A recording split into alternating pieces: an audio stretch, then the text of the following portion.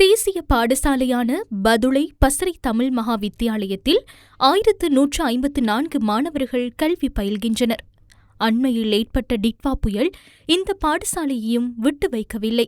இதனை அறிந்த கல்முனை வடக்கு ஆதார வைத்தியசாலை உத்தியோகத்தர்கள் பாடசாலையின் ஒன்றுகூடல் மண்டபத்தை புனரமைக்க முன்வந்தனர்.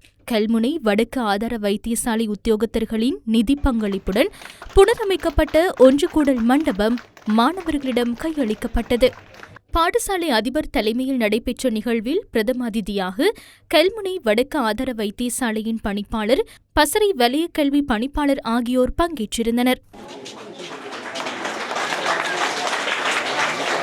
அத்துடன் 205 பாடசாலை மாணவர்களுக்கு கற்றல் உபகரணங்களும் வழங்கப்பட்டன.